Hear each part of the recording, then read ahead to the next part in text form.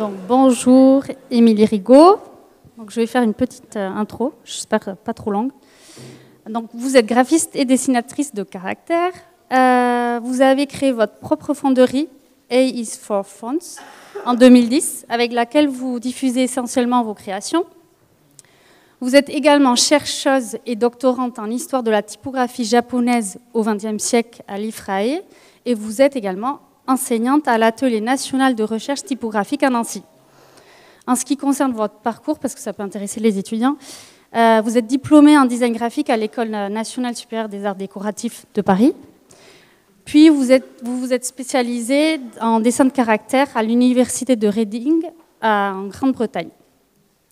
Et là, vous avez dessiné la famille de caractères Colline, qui reçoit en 2011 le prix de Tokyo Types Directors Club, et entre dans la collection du Centre national des arts plastiques. Ça donne un peu déjà le parcours. Et moi, pour décrire votre travail, j'ai retenu 4 axes. Donc, en premier, c'était la création d'une fonderie typographique, donc vous avez créé en 2010. Pour ceux qui ne savent pas ce que c'est qu'une fonderie, c'est une structure qui commercialise des caractères en ligne. Donc ainsi, vous ne vous arrêtez pas à la création de dessins de caractères, mais vous allez jusqu'à la distribution, ce qui comprend donc, le développement, communication, relations clients, et je dois sûrement oublier plein de phases. Bon, c'est un projet ambitieux que vous avez entamé dès la sortie de vos études. Et pour un peu raconter, aller voir ce qui se présente sur le site, mais c'est un catalogue basé sur des caractères expressifs en grand corps et dont les formes sont travaillées pour être tout à fait lisibles en texte courant. Et ce qui m'amène un peu sur le second point, c'est le geste de la main. Vos polices cherchent à garder les irrégularités de la main aux formes de caractères numérisés. Par exemple, dans le travail de la colline extrême, vous partez de dessins faits à la main, que vous scannez, vectorisez, imprimez, découpez, redécoupez, collez, puis vous associez les masses. Enlevez, rajoutez, jusqu'à obtenir des masses finales de caractères. Si vous faisiez un travail comme un travail de sculpteur de lettres. Vous amenez donc une dimension concrète aux polices de caractères numériques, les traiter comme un objet de design.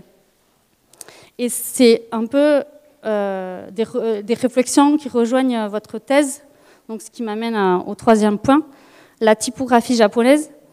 Donc, vous préparez une thèse autour de l'histoire de la typographie et plus précisément sur l'étude de la tension entre la cursivité naturelle de l'écriture japonaise, induite par la calligraphie, et le processus de mécanisation imposé par la typographie et la reproduction. Et je vous laisserai en parler si vous avez le temps. Et donc, le dernier point que je trouvais important pour parler du travail d'Émilie, c'est la transmission. Dans votre blog, vous partagez des articles sur le sujet de la typographie et de la calligraphie japonaise. Vous arrivez à vulgariser ces sujets qui montrent votre capacité à transmettre. Vous avez dit que vous aviez choisi le design graphique car vous cherchiez à rendre plus clair des choses pour les autres, vous mettre au service de la compréhension. Donc on a hâte de lire les versions adaptées sur votre blog des suites de votre thèse. Et il y a un petit bonus, mais là, ça, c'est pour moi. La musique, j'ai entendu dans un podcast que vous aimiez le power metal japonais et que ça vous aidait à vous concentrer pendant les phases de développement. Donc, je me suis dit que c'est peut-être intéressant pour les élèves, et même nous. Voilà. Donc, un goût qui montre votre curiosité et qui nous donne envie de savoir plus sur votre travail précis et cultivé. Donc, bienvenue, Émilie. Merci. Merci, Choué.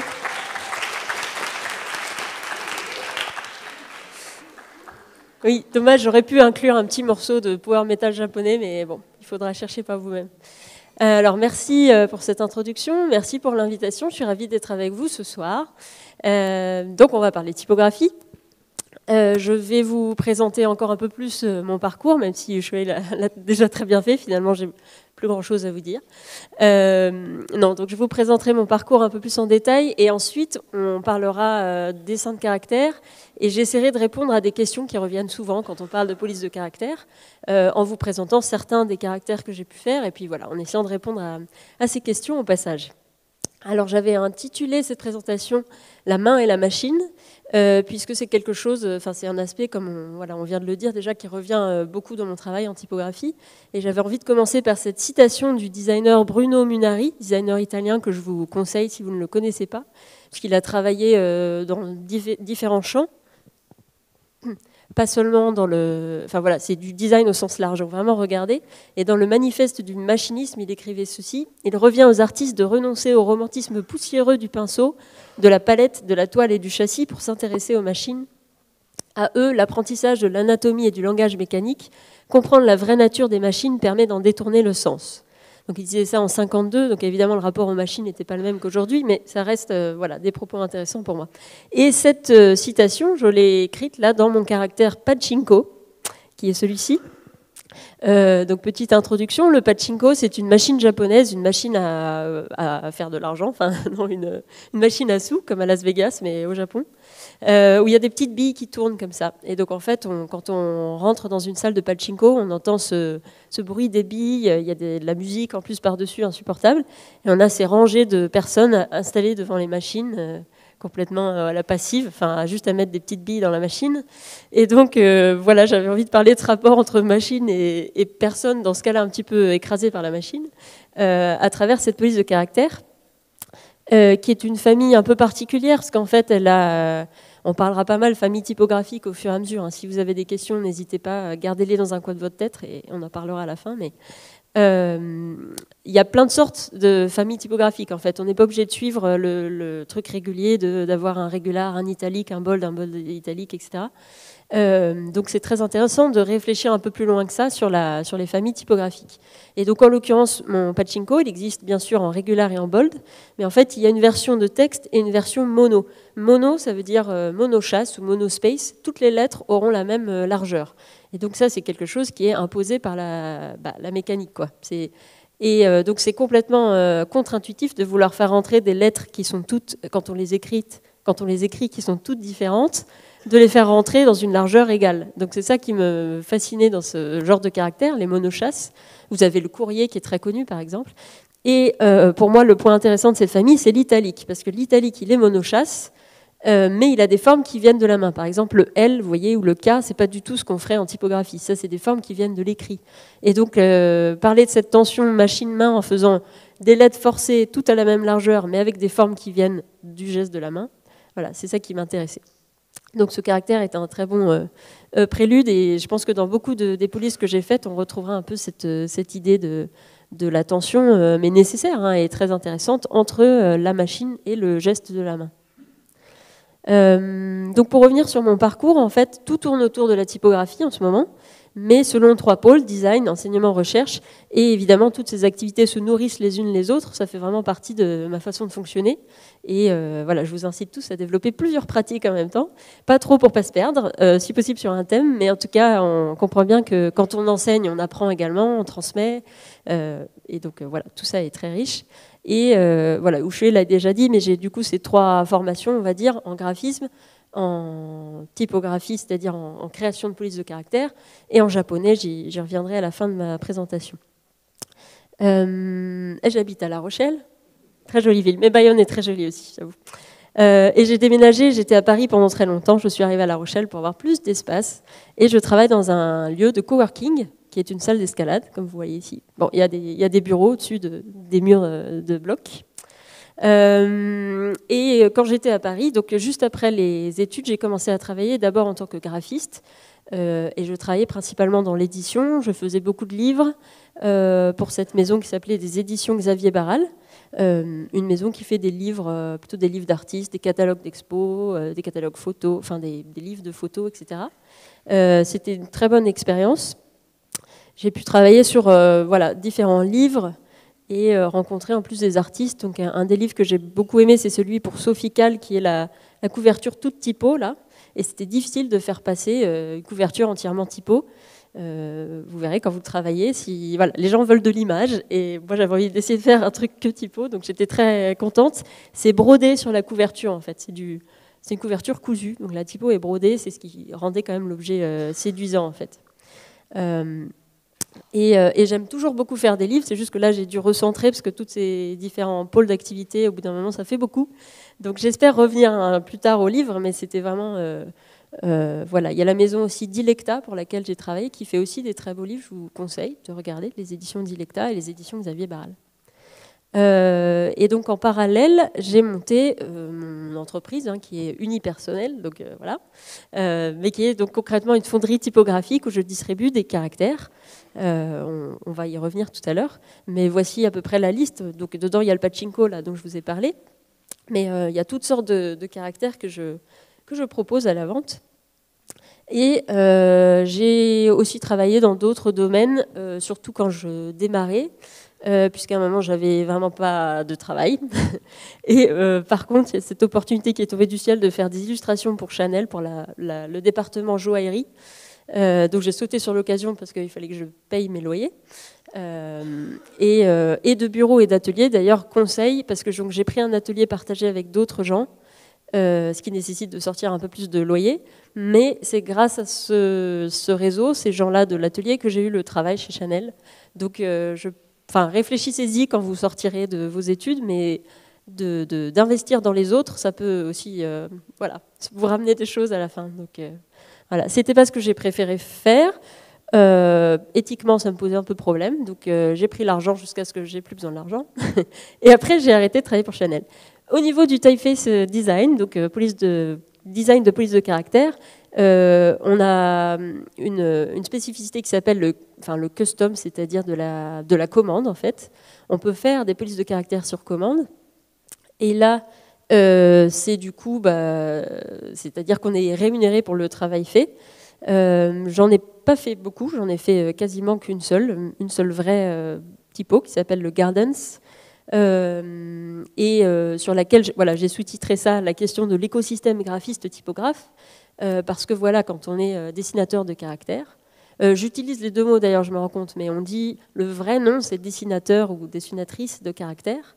Le typographe, normalement, c'est celui qui utilise des polices de caractères, donc celui qui met en page. Mais par abus de langage, on peut dire typographe pour ceux qui les fabriquent. Donc j'utilise les deux. Et donc on est amené à travailler avec des graphistes, et là, en l'occurrence, c'était pour des jardins botaniques qui sont à Singapour, et c'était avec une agence anglaise. Donc en fait, eux étaient en charge de la communication du lieu et m'ont commissionné de faire une typographie. Ils avaient déjà un peu une idée, il fallait que ce soit un peu arrondi, user-friendly, ce genre de choses. Et moi, j'ai développé le caractère. Et après, c'était utilisé pour faire toute la communication des jardins, les plans, la signalétique, les noms des fleurs, etc. Gardens by the Bay. Et c'est encore utilisé sur leur site internet aujourd'hui. C'était un des projets que j'ai fait en sortant de mes études de typo. Donc ça date un peu, mais voilà. Alors, après cette présentation de comment j'en suis arrivée à la typographie, on aborde la question le dur, comment on fabrique une typo.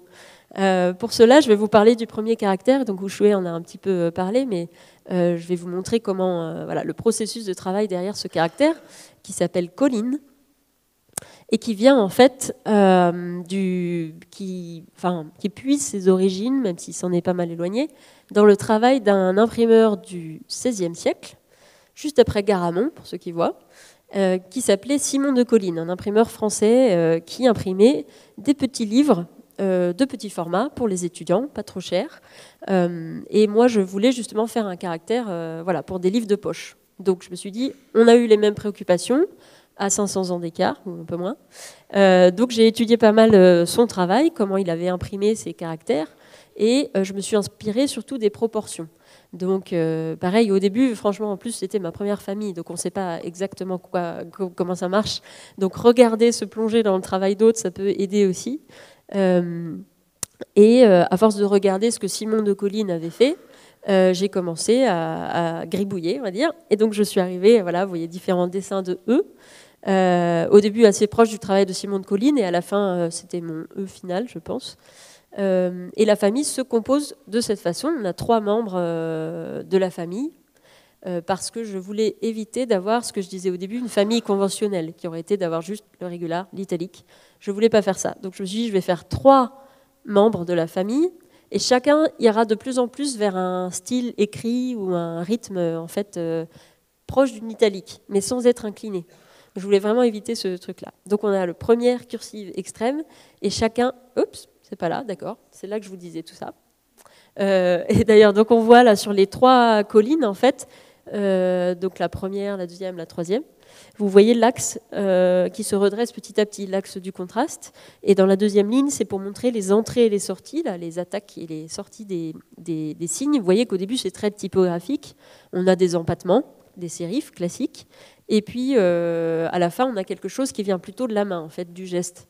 Donc, c'est voilà, très loin des polices de caractère classiques, je dirais.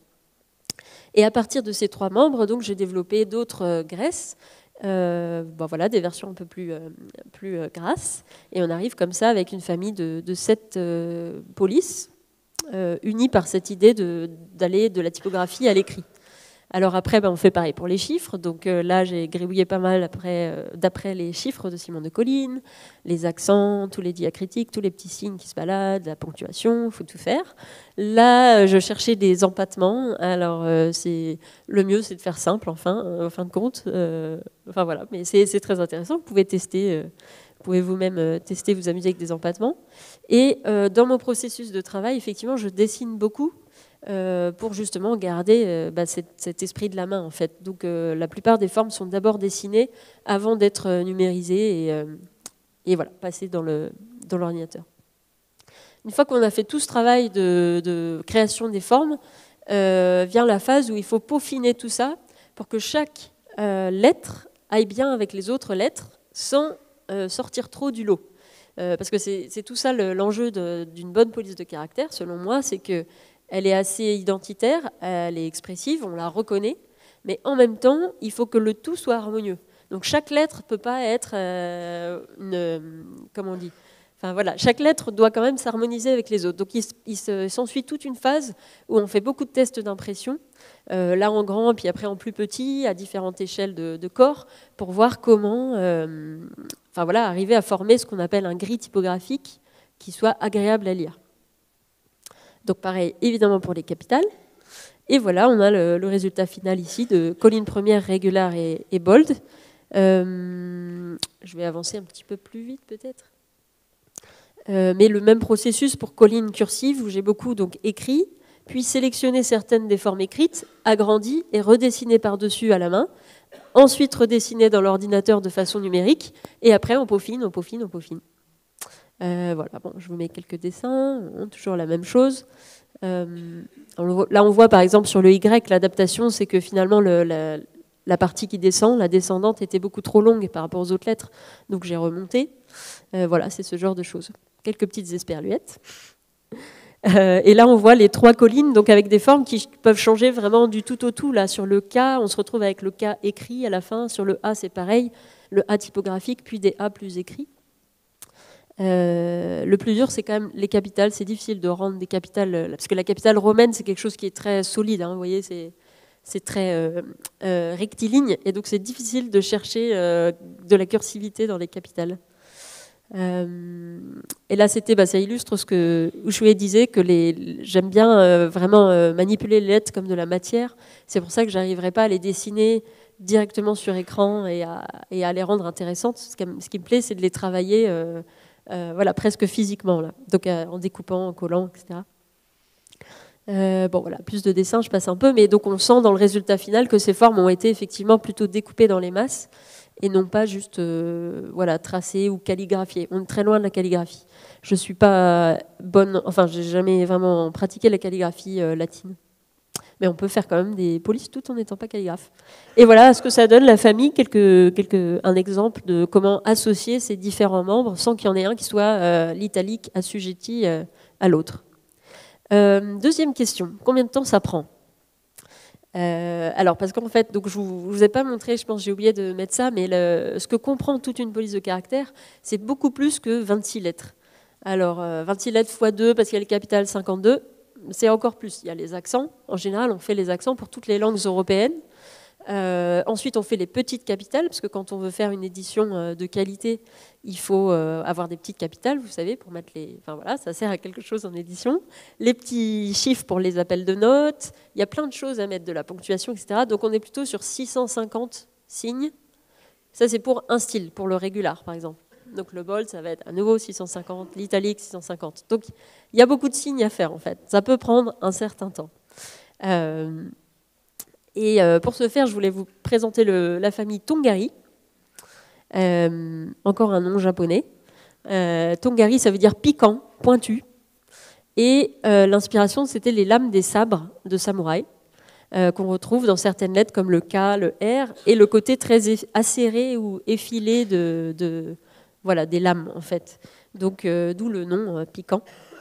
Là, c'est des extraits du spécimen que j'avais fait. J'aime bien faire pour chaque famille une édition, une petite publication qui présente le caractère et qui raconte en même temps une histoire. Donc là, on était sur l'univers des 7 samouraïs du film de Kurosawa. Si vous ne l'avez pas vu, c'est vraiment un must.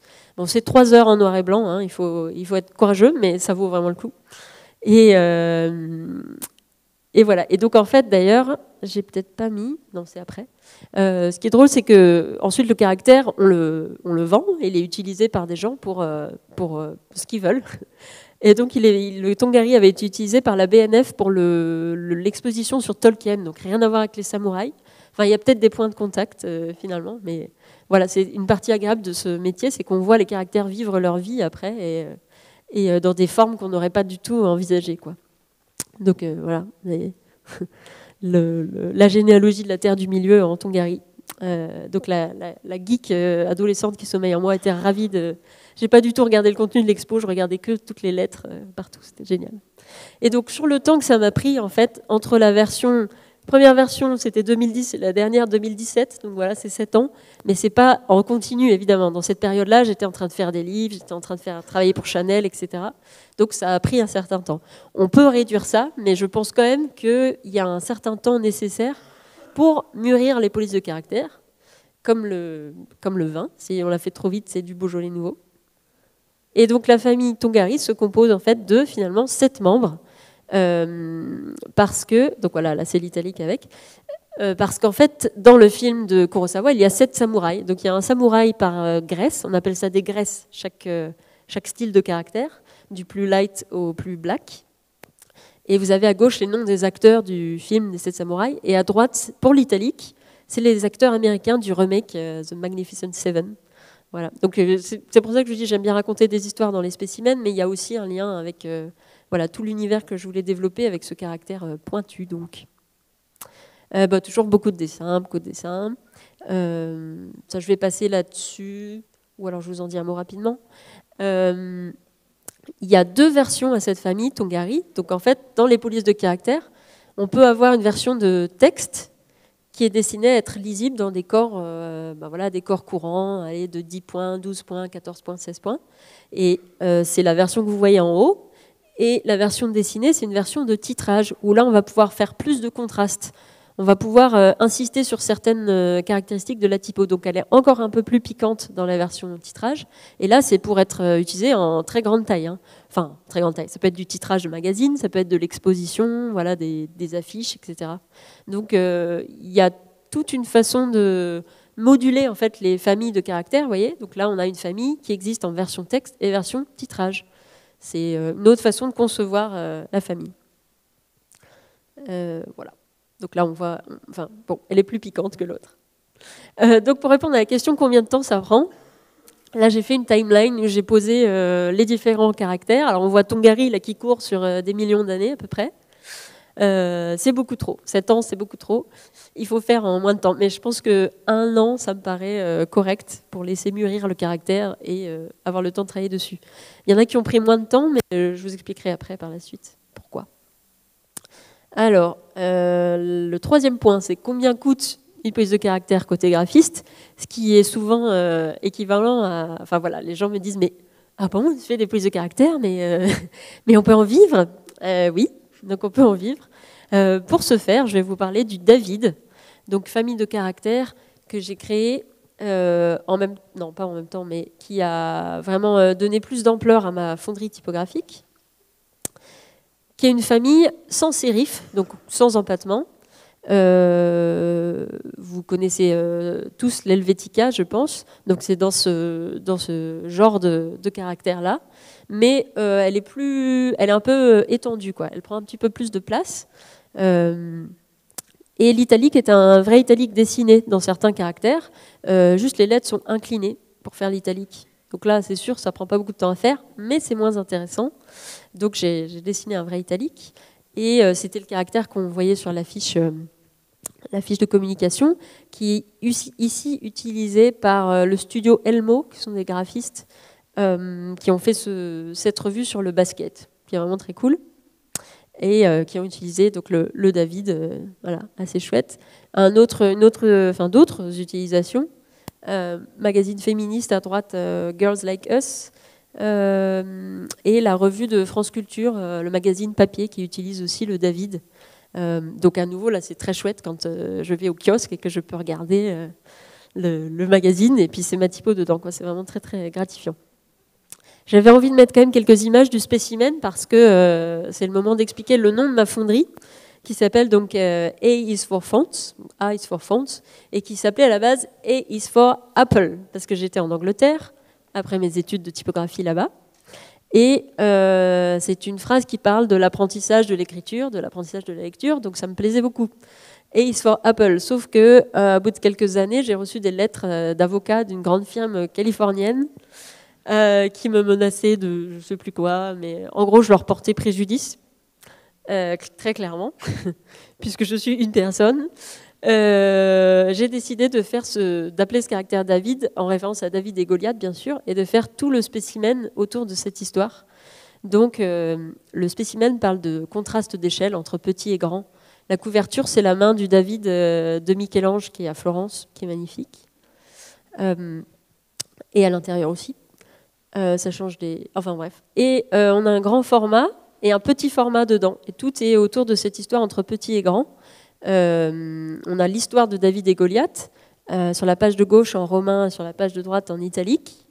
Et on a petit à petit le petit format qui grossit, jusqu'à gagner, entre guillemets, contre le grand format. Le petit contre le grand. Et puis il y a la morale du lion et du moucheron de La Fontaine qui parle aussi de la même chose. Donc voilà, c'était un petit clin d'œil. Je ne l'ai évidemment pas envoyé à la firme californienne, mais c'est pour ça que le caractère s'appelle David.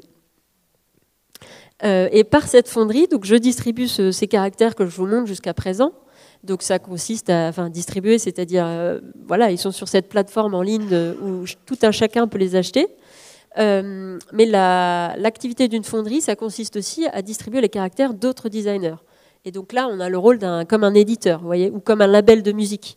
Et d'ailleurs, pour ceux qui s'intéressent au typo, moi je conseille toujours de traiter ça vraiment comme un label de musique, c'est-à-dire de repérer des fonderies qui vous plaisent et d'aller chercher ce qu'ils font. Parce qu'un label de musique, c'est un peu ça.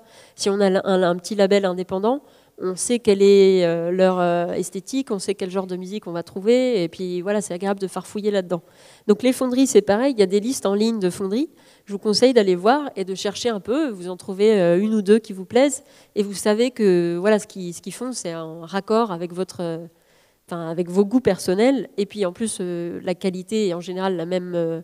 Voilà, chaque typo est faite par la même fonderie, donc. Voilà. Et donc tout ça pour dire que j'ai aussi ce rôle d'éditrice et que je distribue par exemple ce caractère qui s'appelle le canif mono, donc c'est à nouveau une monochasse, j'en parlais au tout début, qui est l'œuvre de ces lascars-là. Donc on a Axel Peltan-Stevenard en haut à gauche qui a fait l'école Estienne en dessin typo et Building Paris en bas, qui sont un studio de graphisme. Et donc ensemble ils ont fait ce caractère. Ils l'avaient plutôt bien avancé, mais le caractère n'était pas encore complètement fini et il fallait faire toute la partie, finir le développement, finir le caractère pour qu'il soit utilisable. Parce que je vous ai passé toute la partie technique, mais il y a un petit peu de geekerie technique à faire derrière pour finir correctement un caractère. Donc c'est moi qui m'en charge. Et on a ce très beau caractère, je peux le dire parce qu'il n'est pas de moi, donc c'est un très beau caractère, qui est lui aussi très piquant, comme le Tongari. C'est drôle parce qu'on l'a sorti en plus juste après, enfin, ou quasiment au même moment. Donc eux, ils sont partis sur un trip sur les couteaux de sushi. Voilà. Les petites capitales, très très jolies, très beau caractère, vraiment très beau. Et on a fait un spécimen pour l'occasion collectif, là aussi, qui consistait en un journal finalement. On a imprimé vraiment sur des rotatives un vrai journal pour présenter le caractère. Et pour faire ce journal, on a demandé à 20 studios de graphisme de chacun réaliser une affiche. Ils avaient carte blanche, ils pouvaient faire ce qu'ils voulaient avec le caractère. Donc il y en a qui s'en sont donnés à cœur joie, qui l'ont étiré dans tous les sens, ce qui fait sauter au plafond les typographes, vous le savez. Donc voilà, mais on ne leur en veut pas. Et on a relié le tout. Là, vous voyez tous les posters, toutes les affiches affichées au mur. Et on a fait une petite, un lancement dans une galerie, c'était à Paris. Mais c'était voilà, donc ça c'est un caractère vraiment collectif de la production du caractère jusqu'au spécimen, voilà, là avec les gens de la galerie et les designers. Et le même Axel qui a fait ce caractère a fait aussi celui-ci qui est le Trabis et qu'on voit ici dans une exposition en Suède, si je dis pas de bêtises. Oui, je crois que c'est suédois sur l'architecture. Mais voilà, le Trabis, qui est aussi un très beau caractère. À nouveau, c'est pas moi, je peux le dire, c'est un très beau caractère. Il y a une seule graisse pour le coup, un seul style. Il est très light et il a des formes un peu. Enfin voilà, il a des connexions, vous voyez, qui sont pas super précises. C'est un petit peu arrondi dans les jonctions. Sur le F, on voit bien là, ça fait un aspect un peu arrondi, un peu bavouillant, mais que je trouve très beau sur un caractère très light comme celui-ci en fait, quoi. Parce qu'en ce moment, on voit beaucoup sur Instagram des trucs light, très très acérés, très très précis, parce que c'est ce que la technique permet de faire. Effectivement, en numérique, on peut faire des choses super pointues, super voilà. Mais à nouveau, moi, je trouve que c'est intéressant de mettre un peu plus d'âme dans le caractère. Et donc, j'étais ravie quand Axel m'a présenté celui-ci, parce que je trouve qu'il y a ça, quoi. Il est contemporain, résolument, mais en même temps, il a cette chaleur qui est pas complètement ce qu'on voit maintenant. Alors, donc ça m'amène à une autre question. Est-ce qu'on a encore besoin de nouvelles typos? C'est peut-être même celle qu'on me pose en premier, en fait. Et donc, je vais vous parler de Naoko, un autre spécimen, un autre nom japonais, malheureusement. Et donc ça, c'est un caractère que j'ai fait en 7 graisses à nouveau, comme le Tongari. Et lui, pour le coup, il est très... vous voyez la version grasse, à gauche, elle est très compacte et elle est un peu extended aussi, quoi. Elle prend de la place quand même. Là, on les voit un peu mieux. Et on voit que les accents, justement, l'idée, c'était que les accents sont de la même graisse, de la même épaisseur sur tous les styles. Donc même le black, il a des accents très très minces comme ça. Et ça donne, dans le texte, je trouve que ça donne une texture intéressante. Ça vibre pas mal, mais c'est ce qui me plaît. Et voilà. Bah là, on les voit, donc les accents. Et là, il y a d'autres accents qui viennent d'autres langues. Hein. On voit vous avez ce qu'on appelle un ogonek à la fin de prête, là, par exemple. Et donc, ça donne une texture intéressante, je trouve, d'avoir ce contraste entre quelque chose de très noir, très dense, et puis ces petits accents qui viennent rythmer le tout. Voilà, donc ça, c'est le spécimen. Et là, je vous mets cette slide-là pour répondre à la question. Est-ce qu'on a encore besoin de nouvelles typos? Est-ce qu'on a encore besoin de nouvelles chaises? Puisque une fois qu'on a fait une chaise, c'est 4 pieds et un dossier, c'est bon, c'est fait. Sauf qu'en fait, c'est plus compliqué que ça. Évidemment, comme tout objet de design, vous avez les goûts qui évoluent, la mode évolue. Donc en police de caractère, c'est pareil. Là, je vous parlais de ce qu'on voit sur Instagram en ce moment où tout est très effilé, etc. C'est une mode. Les modes passent, les modes reviennent. Et surtout, il y a aussi les outils en fait qui changent. Et donc les chaises, évidemment, une chaise en bois, quand on a inventé le plastique injecté, on ne fait pas les mêmes formes que quand on sculpte du bois. Le métal chauffé, etc. Enfin, vous voyez bien. Et ben, en typographie, c'est pareil. Tout objet de design, hein, je pense. Mais les polices de caractère, elles ont aussi évolué avec les techniques. Là, moi, je vous parle depuis tout à l'heure de techniques numériques. Donc, c'est un certain type de technique. Mais avant, évidemment, on faisait des caractères en plomb, en métal. C'était autre chose. Ensuite, on a fait des caractères avec la lumière. tu as encore autre chose, ça s'appelle la photocomposition. Et puis maintenant, on fait du numérique, mais il y a eu plusieurs étapes dans le numérique. Donc même des caractères qui ont été faits il y a 10 ans, les outils ont vraiment évolué depuis, on ne fait pas la même chose aujourd'hui. Donc, comme tout objet de design, il y a un mélange de goût, un mélange de technique, d'évolution des outils, et puis après de parcours de designer, en fait. C'est-à-dire que si on a envie de créer quelque chose de nouveau, c'est parce qu'on a l'impression de ne pas l'avoir vu. Donc, on a tout à fait le droit de se lancer.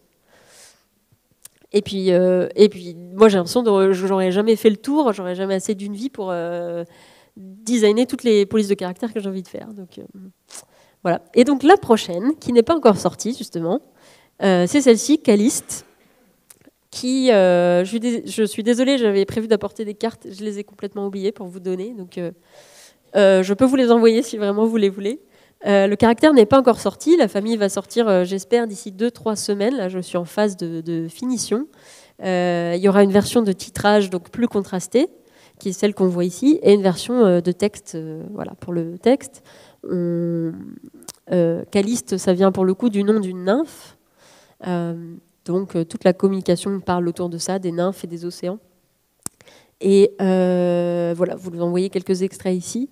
Et le principe, c'est qu'en fait, elle est très, comment je peux dire, elle est tendue entre quelque chose qui tient de l'ordre du caslon, si vous voyez, c'est un type de caractère anglais, les caslons, qui ont des italiques qui peuvent être assez bouclés, comme vous voyez, et j'ai poussé un peu ça assez loin, de boucler les italiques. Toutes les terminaisons sont assez arrondies. Et par contre, il a si vous regardez ce qu'on appelle les ascendantes et les descendantes, donc le L et le P par exemple, surtout le P dans Separate, c'est très court. Donc j'avais envie de faire un caractère qui soit vraiment très très réduit en hauteur pour qu'on puisse composer ça de façon très serrée. Et là il y a une influence un peu japonaise, mais je ne m'étendrai pas sur le sujet.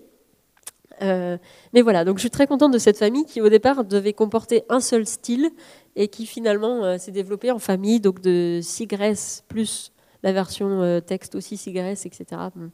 Et je ne m'en sors pas, c'est infini. Mais bon, je suis très contente, elle est très jolie, j'ai fait toute cette présentation avec, donc voilà. La version black aussi, ça aurait été dommage de ne pas la faire, elle est quand même assez cool.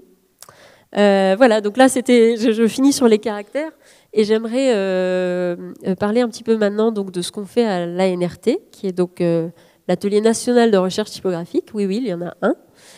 Il est à Nancy, dans l'école d'art. Et on a chaque année 6 étudiants-chercheurs, comme on les appelle. Et c'est un niveau post-master. Il faut avoir un master ou un DSA pour rentrer. Et ce sont des projets de recherche. Donc en fait, les étudiants postulent avec un projet. En général, ils prolongent ce qu'ils ont fait en master parce qu'ils n'ont pas fait le tour, ils n'ont pas eu le temps de finir. Et ils postulent avec ce projet pour travailler 1 année et demie de plus dessus. Et on a des projets très très variés. Vous pourrez aller voir sur le site. D'ailleurs, il va être complètement rénové là bientôt. Il y a la liste de tous les projets, il y a des vidéos qui expliquent. Et je suis d'ailleurs moi-même en train de faire des petites capsules vidéo qui vont être assez chouettes pour expliquer une quinzaine de projets. On a par exemple Eugénie en haut à gauche qui a travaillé sur l'écriture inclusive, qui est sortie l'année dernière, elle a fini l'année dernière. Morgane en bas qui a travaillé sur les écritures, des tas d'écritures en dehors de notre alphabet latin. Et Pierre, lui, qui a travaillé par exemple sur les hiéroglyphes. Il a créé un caractère en association avec des chercheurs à Montpellier, qui eux sont égyptologues. Et donc souvent on essaie de travailler en partenariat pour que la typographie ne soit pas sortie de son contexte. En fait, c'est toujours de la typographie en lien avec d'autres thèmes ou d'autres sujets, voire d'autres chercheurs. Donc souvent on a pour interlocuteurs des égyptologues, des linguistes, ça peut être des mathématiciens, etc. Donc c'est vraiment un travail très riche. Tous les projets sont chouettes. Et soit c'est des projets que nous, on initie, nous, c'est-à-dire l'équipe pédagogique, on peut proposer des lignes de recherche. Par exemple, quand on a déjà, là, les hiéroglyphes, c'est le labo de Montpellier qui est venu nous voir. Mais ça peut être aussi des projets que les étudiants apportent eux-mêmes, quoi, et qu'ils proposent. Voilà, donc vraiment, allez voir le site. Et je crois il va y avoir une exposition parce que je ne vous fais pas l'historique de la NRT, il y a eu une première période et on a rouvert ça va faire 10 ans avec la nouvelle équipe pédagogique dont je fais partie. Et on va faire une exposition là au printemps-été de l'année prochaine qui retrace ces 10 ans de création typographique Et l'expo va voyager, je pense qu'elle est conçue de façon itinérante, donc elle sera à minima à Nancy, à Paris, puis après elle va voyager. Donc ça va être assez chouette, je pense. Si ça vous intéresse, la typo, ça va être bien. Et comme Ushue le disait, j'aimerais finir cette présentation par ma recherche sur le japonais, qui est un travail à long terme, je dirais, puisque vous voyez ici du japonais typographié dans du plomb. Les premiers caractères, en fait, quasiment à gauche, là, c'est une des premières polices de caractères faites en métal au Japon. Et ce qui est fascinant, c'est que, à nouveau, on a cette tension entre la main et la machine, puisque quand on connaît les signes typographiques du japonais, ces choses-là sont très très étranges, elles sont très tordues, on dirait des petits vers de terre qui se baladent, parce qu'en fait, au début de la typo métal, les Japonais ne savaient pas bien comment adapter leurs signes à cette nouvelle technologie. Pour eux, avant, ils utilisaient des planches de bois gravées, ça marchait très bien, on gravait ce qu'on voulait, c'était très libre, et on l'imprimait. La typo métal, c'est des petits cubes, en fait, des petits carrés isolés, séparés les uns des autres, qu'il faut composer. Donc ça veut dire que les signes sont séparés les uns des autres. Alors que, vous voyez, le japonais calligraphié, ça peut être c'est lié, quoi, en fait. Il n'y a aucune raison que ce soit coupé en petits carrés. Donc, quand on passe ça à la moulinette de la typographie, c'est un peu compliqué. Donc je trouve ça très émouvant, en fait, de voir ces premiers essais de typographes japonais qui essayaient d'adapter leur écriture à la technologie. Et on a des essais en bas, à droite, là, où vous voyez qu'ils ont essayé de connecter les choses. Mais ça aussi, c'est du métal. Chaque signe est séparé les uns des autres. Enfin, tous les signes sont séparés les uns des autres. Mais ils ont essayé de recréer cette illusion de l'écrit, en fait, par la typographie. Donc, c'est ces choses-là qui m'ont mené à me questionner. En fait, j'ai commencé l'apprentissage du japonais par amour de la langue japonaise, sans but, quoi. En fait, juste je me suis inscrite à des cours de japonais. Finalement, c'était une licence, donc j'ai continué en 2e année, 3e année. À la fin de licence, on m'a dit si tu continues, tu pourras faire un mémoire. Donc je me suis dit très bien. Donc j'ai travaillé là-dessus dans mon mémoire. Et à la fin de ce mémoire, je me suis dit c'est trop bête d'arrêter là. Donc j'ai continué en thèse, ce qui n'était pas du tout prévu. Là, c'était les 2 premiers mémoires sur les tout débuts de la typographie japonaise. Et la thèse, donc j'ai déjà fait 3 années, j'espère finir dans la prochaine. Ça paraît long comme ça, mais en fait, voilà, je la fais déjà en parallèle de mes autres activités. Et puis il y a tellement de choses à creuser, c'est passionnant. Le but, c'est de faire quasiment toute l'histoire du XXe siècle de la typographie japonaise. Ça paraît rien comme ça peut-être pour vous, mais c'est vraiment beaucoup. Il y a beaucoup de choses à traiter. Comme je vous disais, les technologies ont beaucoup évolué, donc les formes aussi, les designers, enfin c'est génial, quoi. Donc voilà, et j'espère évidemment prolonger cette recherche par une publication. Et j'essaye de publier sur le blog de la fonderie de temps en temps. Là, pour l'instant, je ne suis pas encore censée publier les résultats, donc il faut attendre encore un peu, mais voilà. Vous pouvez aller voir, il y a, je crois, 3 articles, 3 ou 4 sur la typo japonaise maintenant, 3 peut-être. En français aussi, pas qu'en anglais, il y a tout en français. Et enfin, pourquoi s'arrêter là? Pourquoi s'arrêter à la recherche théorique? En fait, ça donne forcément envie de s'attaquer à la pratique. Et c'est ça qui est beau dans la recherche, hein, et dans l'enseignement aussi, c'est que de plonger dans ces sujets historiques, on se rend compte de certains espaces de création qui n'ont pas été explorés, et on a envie d'aller gratter là-dedans, quoi. Donc, je suis partie à la Villa Kujoyama, qui est une résidence artistique au Japon, à Kyoto, et qui dépend de l'Institut français. Vous connaissez sans doute la Villa Médicis à Rome, donc c'est le même institut qui chapeaute ça, mais au Japon. Et je voulais travailler sur la cursivité des signes du japonais. Donc j'ai travaillé d'abord sur les sinogrammes qu'on voit ici. Alors, de haut en bas, à chaque fois c'est le même signe, mais tracé de façon plus cursive. Mon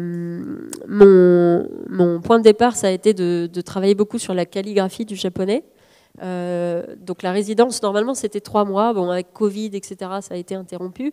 Mais j'allais chaque semaine travailler avec un calligraphe japonais pour apprendre la calligraphie japonaise et essayer de retrouver comme ça les squelettes ou les tracés, en fait, les tracés de la calligraphie, mais de systématiser un peu ça en une police de caractères.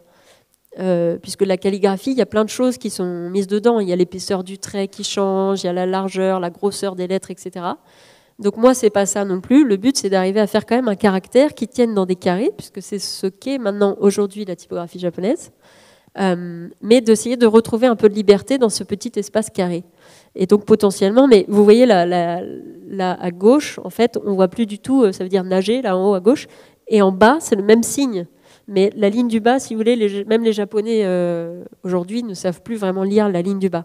Je pense que jusqu'à la 3e ligne, ça va, mais la ligne du bas, ça devient quand même plus complexe. Et donc voilà, là on voit la manière dont j'ai procédé. Peut-être il y a des calligraphies après, mais là j'ai écrit, donc pareil, sauf que là c'est de gauche à droite, c'est le même signe à chaque fois, mais écrit de façon de plus en plus rapide et donc cursive. Et à droite, on arrive à la forme qui est très stabilisée, qui est ce qu'on trouve plus en typographie. Voilà, bon là c'est encore plus clair. Donc là, vous voyez, c'est écrit, hein, c'est encore autre chose que par rapport à la calligraphie. Ça, c'était la résidence en elle-même, donc là on voit la calligraphie un peu partout. C'était le dernier jour, puisqu'il fallait rentrer, c'était le dernier avion pour la France avant que le virus ne s'abatte sur nous. Et ah oui, si, j'ai mis voilà, un peu de calligraphie. Donc ça, c'est le signe qui veut dire fleur, hana, et vous l'avez dans différentes façons, quoi, en fait. C'est toujours le même son, le même mot, mais vous voyez sa version typographique à gauche, elle est très différente en fait des formes qu'on obtient avec la calligraphie, quoi. Pour des novices, c'est même difficile à lire. Ah oui, j'avais mis ça aussi. On retrouve. Alors ça m'intéressait parce que c'est des formes qui sont soi-disant calligraphiques, mais tracées dans des matériaux durs. Donc c'est pas calligraphique, ça peut pas être tracé par un pinceau dans du bois ou dans de la pierre, mais ça imite le rendu que peut avoir un pinceau. Donc c'est pareil, là c'était le décalage entre quelque chose qui devrait être très très souple et un matériau dans lequel en fait on a dû graver en fait pour trouver ces formes cursives. Bref, il y a plein d'exemples comme ça en général devant les temples. Et donc comme je disais, oui, la villa s'est interrompue puisque j'étais là-bas en février-mars 2020. J'ai pas pu finir le projet. Mais je vais a priori y retourner l'an prochain en février pour 1 mois pour continuer ce travail et j'espère continuer ce projet, même si 1 mois ça va être très court pour produire tous les signes qu'il y a à faire en japonais. Et puis le projet a évolué aussi dans ma tête, forcément c'était il y a 3 ans, donc voilà. Mais je vais y retourner pour continuer ce travail. Et je vous remercie pour votre attention. Voilà.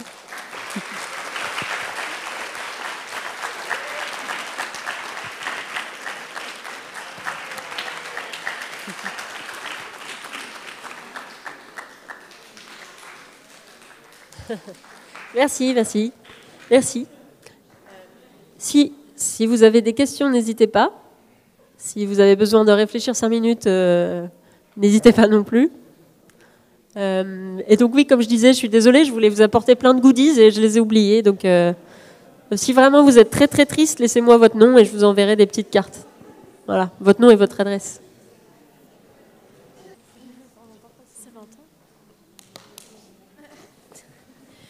Je me demandais s'il y avait une version matérielle du petit livret qui présente vos typos que vous avez présentés à chaque fois. Oui, tout à fait. Ils sont imprimés. Et en général, avant, je les vendais pour pas très cher, juste pour rembourser les frais d'impression. Et là, j'ai un peu arrêté d'en imprimer. Mais bon, je pense que ça va redémarrer et je serai d'ailleurs au Puce Typo. Je ne sais pas si vous connaissez cet événement. C'est à Paris, donc c'est très loin. Mais c'est au mois de mai. Et c'est pas que pour la typo, en vrai. C'est aussi pour des illustrateurs ou quoi. Mais c'est comme une espèce de foire où il y a plein de stands. Et il y a pas mal de fanzines, par exemple, et tout. Donc si jamais vous êtes à Paris en mai, j'y serai et j'aurai les publications avec moi. Donc voilà. Du coup, moi j'avais une question pour les commissions. Est-ce que c'est comme en architecture où il y a des concours ou c'est l'agence, on va dire, qui vous contacte personnellement? Oui, c'est une bonne question. Il y a des concours, effectivement. Là, dans le cas du caractère que j'ai fait pour les jardins, il n'y avait pas de compétition. C'était l'agence qui m'a contacté directement. Mais J'ai pu participer à des appels d'offres, donc ouais, vraiment comme en architecture. Mais en général, c'est des graphistes qui répondent à l'appel d'offres. Par exemple, pour l'identité du centre, je ne sais plus comment il s'appelle là, à Tours, il y a une équipe de graphistes qui se constitue et qui en général appelle un typographe en lui disant est-ce que tu veux bien être sur l'appel d'offres. Et donc ça m'est arrivé quelquefois de dire bah oui, mettez mon nom, puis après les graphistes n'ont pas été sélectionnés, donc on n'a pas fait le caractère. Mais les deux cas de figure existent, quoi. Soit on appelle, soit on postule. Du coup, vous devez travailler en équipe avec plusieurs graphistes. Avec plusieurs quoi? Graphistes. Dessinateurs de caractères. Ah, non, en général, c'est un seul dessinateur de caractères qui est appelé. Après, au niveau de la production, vraiment, comme je disais, ça peut être un peu fastidieux sur la fin. Donc, il y a par exemple des dessinateurs de caractères qui travaillent en faisant ce qu'on voit de la typo, c'est-à-dire par exemple les capitales et toutes les lettres de base. Et après, ils délèguent le reste, faire les accents, faire les ponctuations, etc., à une autre personne en général.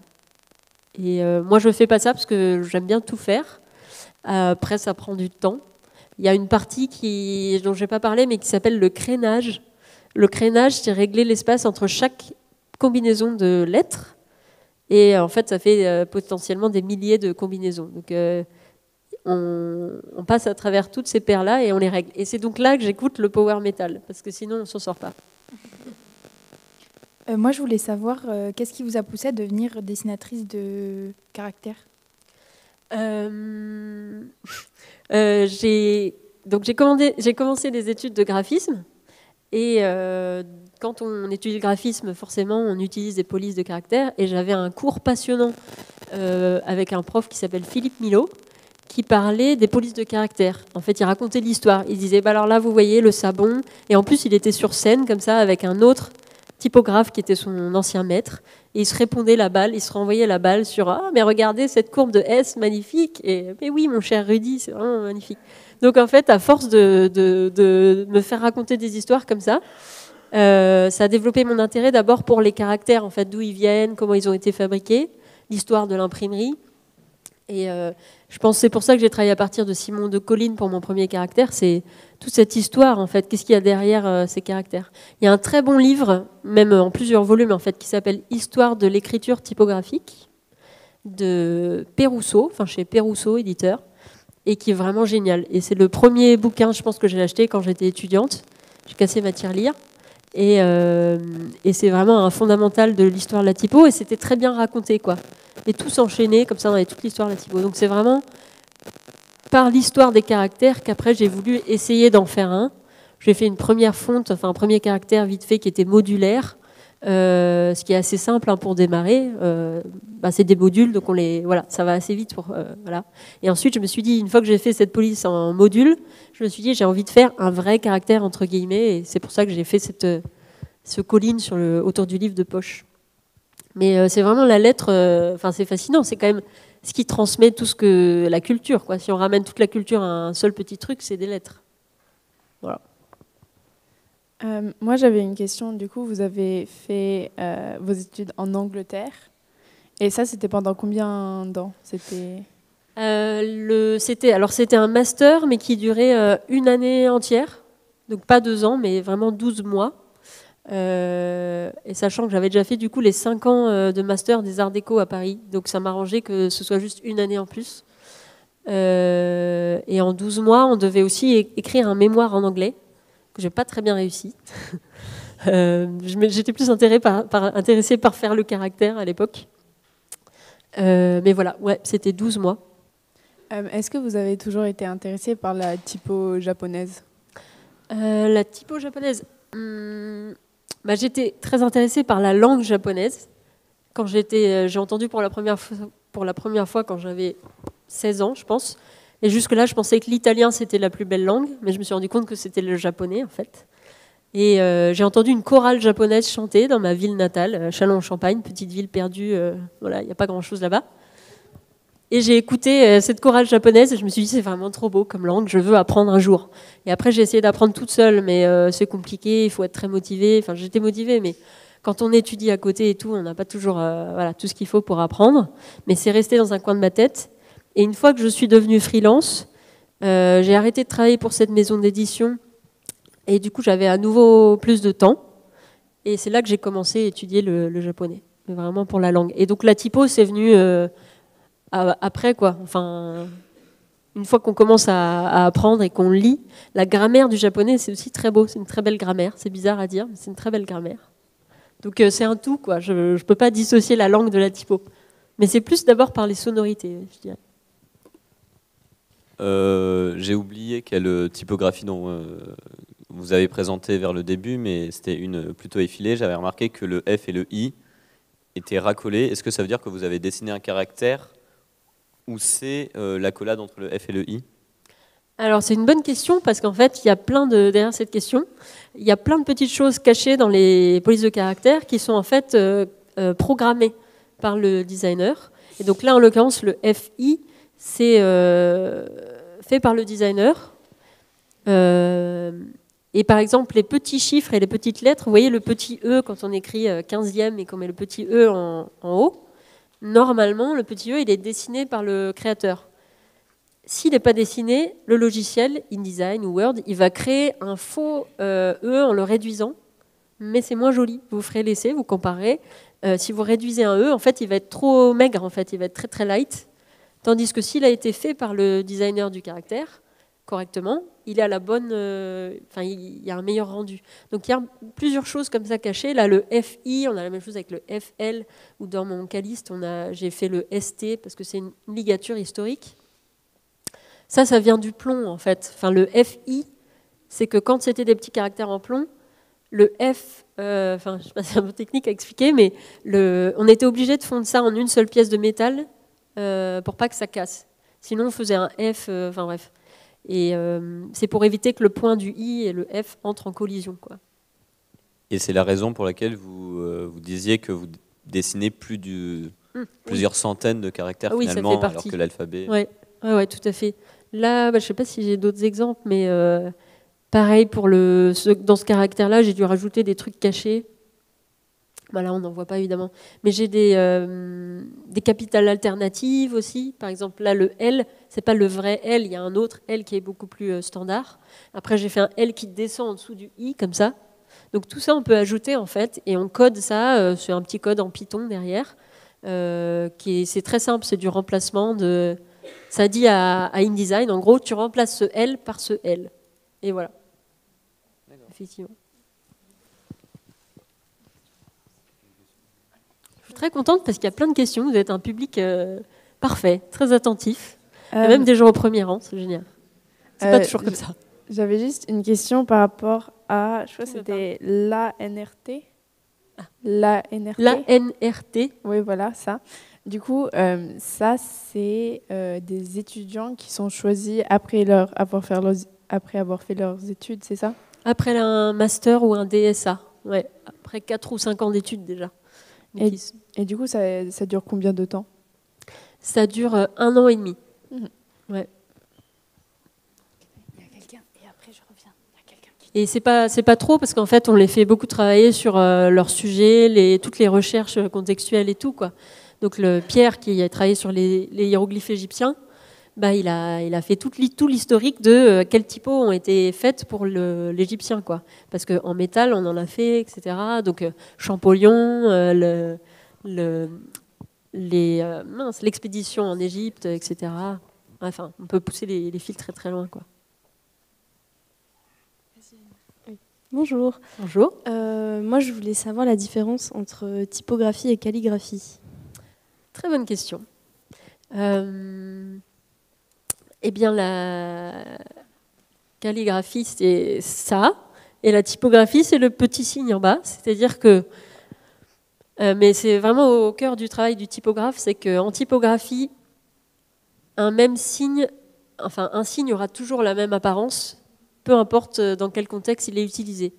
En calligraphie, on peut faire varier la forme à chaque fois qu'on trace, en fait. Donc la calligraphie, ça se rapproche presque plus du lettrage.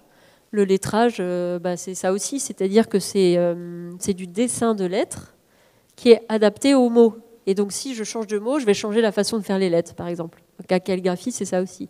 En typographie, mon petit signe qui veut dire fleur, que j'écrive fleur d'été, fleur de printemps, il sera toujours écrit comme ça. Et donc, c'est la difficulté de la typographie que chaque lettre doit garder son identité, mais aller avec toutes les autres, quoi. Donc,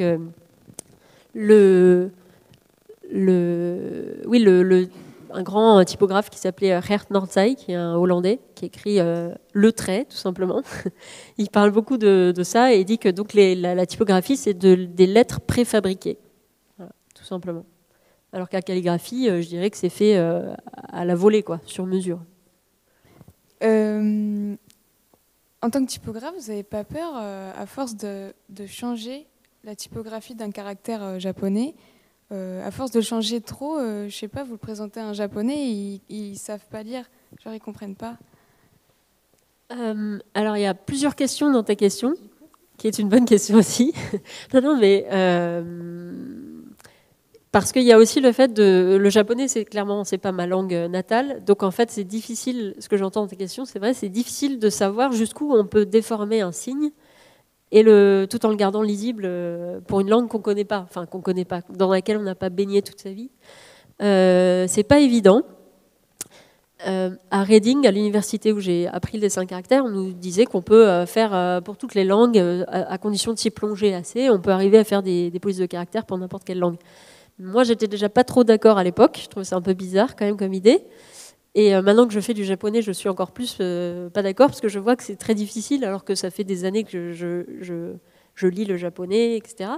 Mais ça reste, je ne sais pas jusqu'où aller en fait. Je ne sais pas effectivement jusqu'où la forme elle peut être poussée.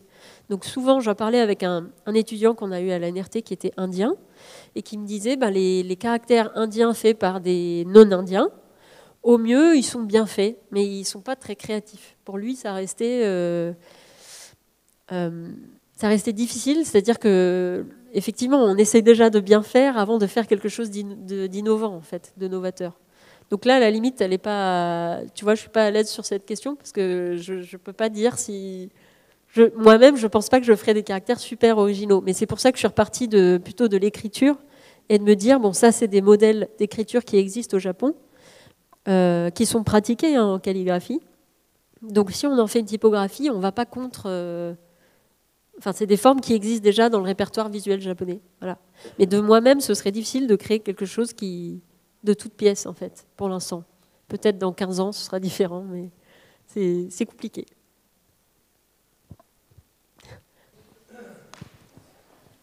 Moi, j'aimerais savoir qui sont les clients principaux de vos typographies. Alors, pour ma part, principalement, ce sont plutôt des petits studios de graphisme. Il y a d'autres fonderies qui ont plutôt comme clients des grosses agences, ce qui doit être bien parce que du coup, ils vendent beaucoup de licences pour beaucoup d'ordinateurs. Mais moi, c'est plutôt les studios les designers indépendants, les petits studios de graphisme, des gens qui travaillent pour l'édition, qui font des catalogues. On l'a Tongari, les images de Tolkien que j'ai montrées, c'est un studio qui est un peu plus gros, mais ça doit être 5-6 personnes comme studio, quoi. Voilà. Donc c'est principalement des graphistes. De temps en temps, j'ai des particuliers. Hier, j'en ai une qui voulait, pour son faire part de mariage, voulait une typo. Le Trabis, là, celui que je vous ai montré, qui est très... Là, pourquoi pas. Donc il y a quelques particuliers, mais ça reste plutôt des studios de graphisme. Et j'avais une deuxième question. En quoi il consiste le cursus dans lequel vous avez enseigné dans l'école de Nancy? Alors, le cursus est assez simple, puisque donc en fait, les étudiants-chercheurs postulent avec un projet de recherche, donc soit le leur, soit répondre à un projet qu'on leur propose, comme je disais. Il y a une sélection, mais qui est, c'est pas non plus très... on n'a pas des centaines de dossiers par an, quoi, c'est ça que je veux dire. Donc, on sélectionne quand même. Parce qu'il faut bien qu'on garde que 6 personnes par an. Et après, le cursus, il est assez simple. C'est vraiment 18 mois de projet de recherche. Et nous, on intervient, l'équipe enseignante, on est 5, pardon. Et on est là les jeudis et vendredis. Et on parle autour du projet de recherche, en fait. Et après, on a de temps en temps des workshops, évidemment, on fait du dessin de caractère pendant 3 jours, on donne des conférences, ce format-là. Mais c'est vraiment un projet qui est mené sur ces 18 mois.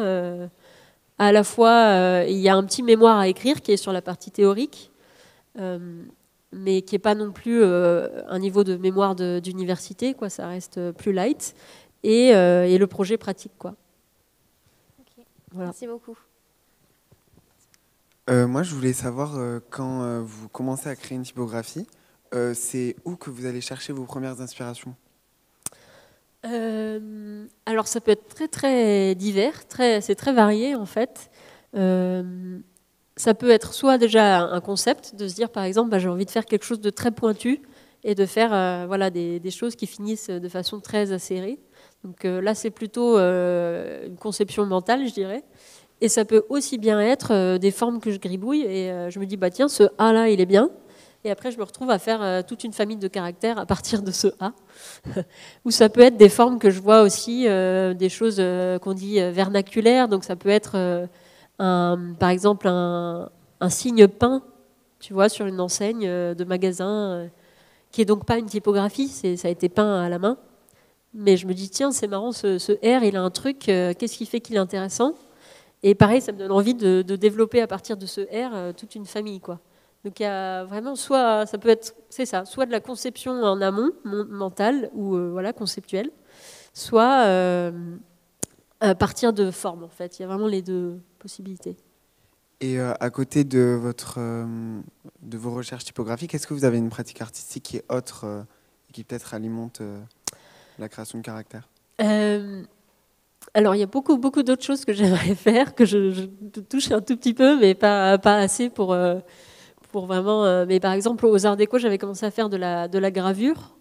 Et c'est vraiment quelque chose que j'aimerais continuer, quoi. Plutôt de la gravure sur bois, enfin en métal, c'était bien aussi, mais mon rêve, ce serait d'avoir un petit atelier de petite presse où je peux imprimer soit des lettres, soit des illustrations. En vrai, j'aimerais, là c'est un peu spoiler, mais j'aimerais un jour quand même travailler autour des caractères japonais, mais passer par l'impression bois. Donc voilà, pour l'instant, c'est pas encore le cas. Donc non, pas de... Enfin voilà. Dernière question, parmi toutes les polices que vous avez créées, est-ce que vous avez une préférée à titre personnel? C'est comme si on demande à quelqu'un de choisir parmi ses enfants, c'est compliqué quand même. Mais peut-être la petite dernière, ouais, justement. Mais c'est toujours un peu ça. Hein, c'est la dernière que j'ai faite, ou que là je suis dedans, j'ai pas encore accouché, donc je suis très très attachée à ce caractère-là. Voilà, pour l'instant. Caliste, disons Caliste. Merci beaucoup. Mais je les aime toutes pareilles.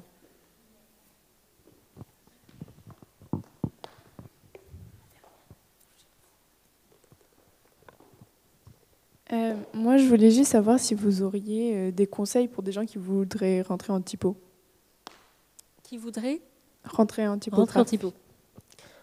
Rentrer en typo comme on rentre en religion. C'est joli. Oui, alors je conseille d'essayer le logiciel de typo qui s'appelle Glyph, Glyphs. Glyphs. C'est le logiciel que j'utilise et qui est quand même beaucoup plus intuitif que le logiciel avec lequel j'ai démarré donc il y a 12 ou 13 ans, qui s'appelait FontLab. Donc Glyph, c'est très pratique à manipuler et il y a une version d'essai pendant 30 jours en fait. Donc je conseillerais, si un jour on se dit allez là ce mois-ci j'ai un peu de temps, de télécharger la version d'essai et puis d'essayer juste de bidouiller dessus, quoi. Et sur leur site, en plus, il y a pas mal de tutoriels, en fait, pour commencer à faire de la typo. Donc, mon conseil, ce serait de... Même si là, moi, je vous parle de dessiner beaucoup, etc., il y a en fait un truc super jouissif, c'est de taper les lettres et qu'elles s'affichent dans sa typo. Donc, je conseillerais quand même de télécharger le logiciel, de créer quelques lettres vite fait et de taper et de faire « Waouh, je peux écrire mon prénom ». C'est quand même très, très bien. Après, l'approche plastique, c'est de dessiner les lettres à la main. Ça peut être très bien aussi. Mais c'est plus du lettrage, quoi. Et je crois qu'il y a une question. Moi, je voulais savoir si vous aviez peur de recréer d'autres typographies. Enfin, comment est-ce que vous faisiez pour avoir votre propre typo alors qu'il en existe plein, quoi? Comme je disais, ça peut être renouvelé à l'infini, quoi. C'est vraiment comme un designer de chaise, un designer de table, ou des chansons d'amour. Je veux dire, les chansons d'amour, il y en a déjà tellement. Pourquoi on en fait encore? Je crois même que sur la guitare, enfin, je sais plus, il y a une série de 4 ou 5 accords de guitare, on peut faire 70% ou 80% des morceaux de guitare et un truc comme ça. Donc, en fait, c'est ça qui est fou, c'est qu'il y a toujours des choses à renouveler, toujours des choses à créer. Et je disais, moi, j'en vois pas le bout, quoi. J'aimerais arriver à ce jour où j'ai épuisé tout ce que j'ai fait pour par exemple, me dire, ah bah maintenant, je vais enfin pouvoir faire de la gravure sur bois. Mais pour l'instant, enfin, voilà... J'ai voyagé, où est-ce que j'étais? Je ne sais plus où j'étais, mais j'ai vu une forme et je me suis dit, mais ah oui, si, à l'abbaye du Bec-et-Loing, en Normandie, et je me suis dit, mais c'est génial, il y avait un caractère gravé, fait en mosaïque en fait, des petites lettres faites en mosaïque, et je me suis dit, mais génial, on peut en faire une typographie, donc voilà, là j'en reprends pour 1 an si je me lance là-dedans.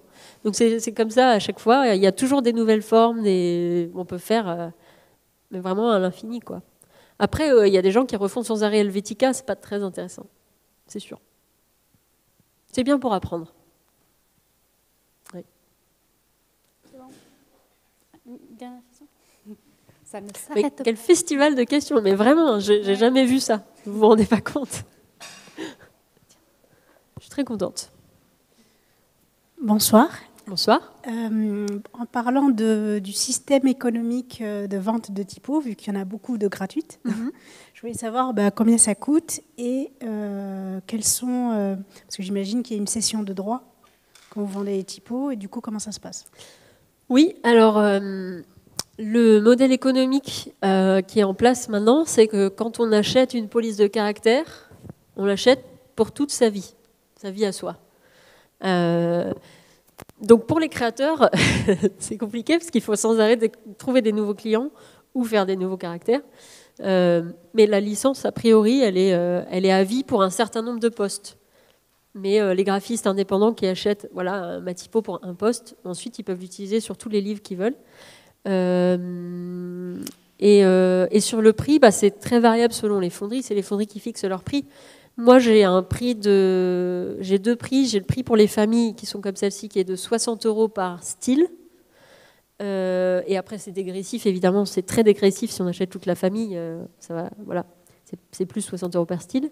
Et pour celles qui sont en un seul style, c'est 80 €. Parce qu'en fait, il y a des choses que je peux automatiser dans la famille que je ne peux pas s'il y a juste un style. Donc, c'est pour ça qu'il y a une différence de prix. Après, ça peut aller. Il y a des fonderies qui vendent à 30 €. Il y a des fonderies suisses qui vont vendre très cher. Ça peut vraiment varier, quoi. Moi, je dirais que c'est un prix intermédiaire, un peu haut peut-être. Mais c'est par rapport au temps que ça prend, voilà. Est-ce qu'il y avait d'autres questions dans la question? Non, voilà. Mais bon, c'est vrai que c'est un modèle économique particulier. Ce qui se passe, c'est qu'en fait, moi, par exemple, à Caliste, je travaille dessus depuis des mois, et là, pour le coup, quand même vraiment souvent en phase intensive. Et c'est du temps que j'investis. Et après, à chaque fois que quelqu'un va l'acheter 60 €, ça va me payer 1 heure de travail, quoi. Donc c'est un peu moins d'ailleurs. Mais ça se rembourse petit à petit. C'est de l'argent, du temps et de l'argent que j'investis, et après, je rentre mes sous. Et au bout d'1 an, peut-être, la typo ensuite fait du bénéfice par rapport au temps que j'ai passé dessus. Mais c'est un modèle particulier, hein, c'est vrai. Bonjour. Bonjour. Quand vous faites une typo sur commande, une commande de typo, après, elle vous appartient, je pense, en tant qu'auteur, mais elle ne peut plus vivre ailleurs que là, ou au bout d'un certain temps, vous pouvez la recommercialiser, ouais, ou alors, où elle est morte, finie C'est une très bonne question. Effectivement, les droits d'auteur appartiennent toujours à son auteur. On négocie des droits d'usage, en général, pour une durée. Qui est de 3 ou 5 ans, parce qu'en fait, après, une identité visuelle, ça change au bout de 5 ans. Voilà, il y a un nouveau directeur, on change d'identité visuelle. Donc, on négocie en général 5 ans, pendant lesquels, on négocie un peu plus d'argent pour cette licence. Et pendant ce temps-là, la typo ne peut pas être commercialisée. Au bout de 5 ans, on peut prévoir de dire, bon, bah, ça y est, la fonderie récupère, elle a le droit de la vendre sur son site. Ou alors, on renégocie une exclusivité pendant 5 ans. Ouais. Merci. Je pense qu'on a fait le tour des questions. C'est bon. Merci beaucoup. Merci, merci.